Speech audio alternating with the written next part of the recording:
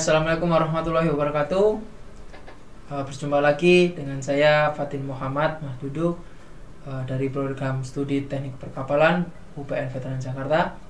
Kita akan melanjutkan di sini materi perkuliahan permesinan kapal untuk mata kuliah wajib pada semester 4. Oke, kemarin kita sudah membahas sedikit terkait stokiometri, tentang apa itu reaktan, apa itu emisi dan produk.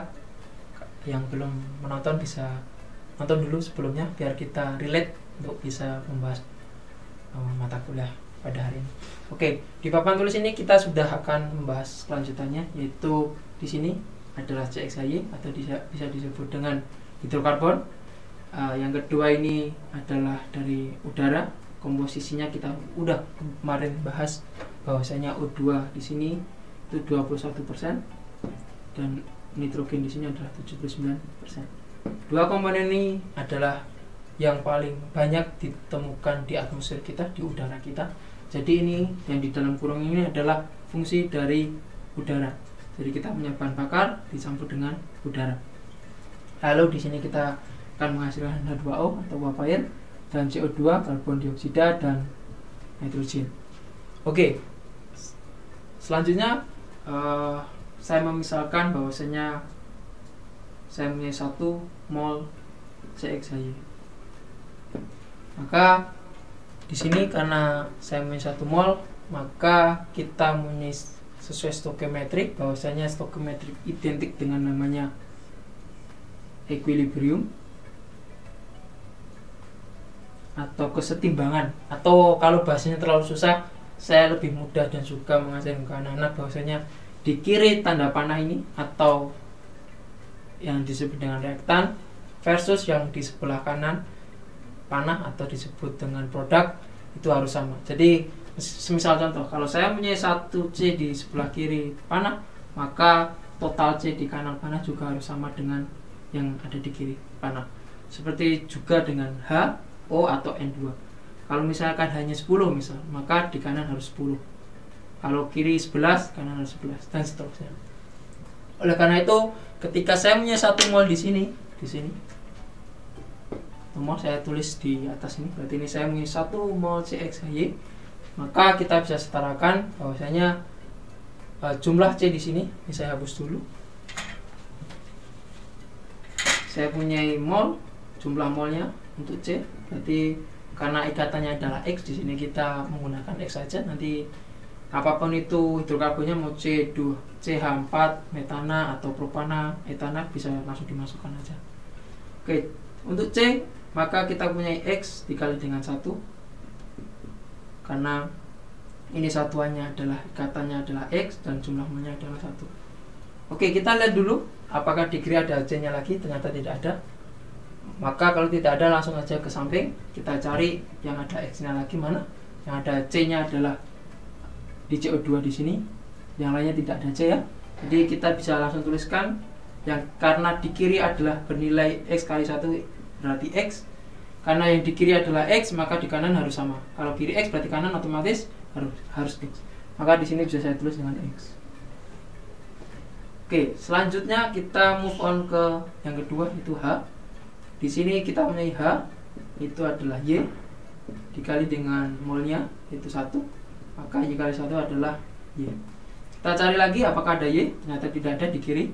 Lalu kita akan move on ke yang kanan, yang ada H-nya, yang ada H-nya ada di sini, H2O.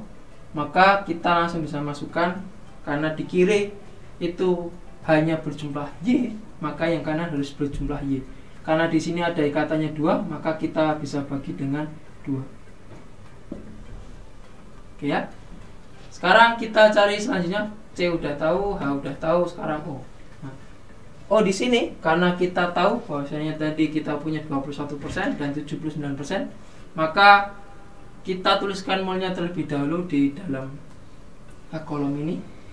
Jadi kalau saya punya 2 ini 79% dibagi dengan 21%, maka saya mempunyai 3,76 mungkin ya, sekitar itu.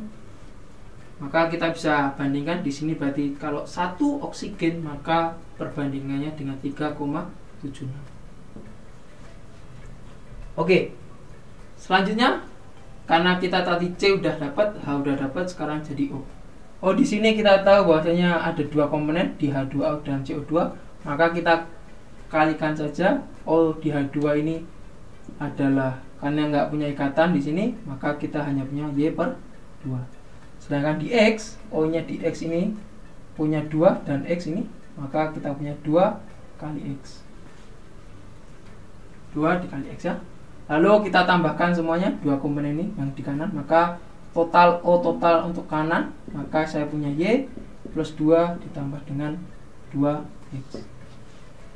Oke, sesuai dengan tadi yang kita udah bahas equilibrium, bahwasanya di kanan harus sama dengan yang ada di kiri, maka kita cari yang kiri, karena ini O total di kanan adalah nilainya Y plus 2, Y/2 plus 2X, maka kita cari yang O nya mana? O nya di sini ya, berarti harusnya di sini kita tulis sama dengan ini. Ingat, di sini ada 2, maka kita butuh bagi semua ini dengan 2. Oke, maka di sini bisa saya tulis di sini. Maka saya punya O yang kiri itu punya Y/2 ditambah 2X bagi dengan 2. Ya. Maka dengan simpel matematika ini bisa kita coret. Bisa kita coret ya. Bisa kita coret. Maka ini dibagi, jadinya kita punya per 4.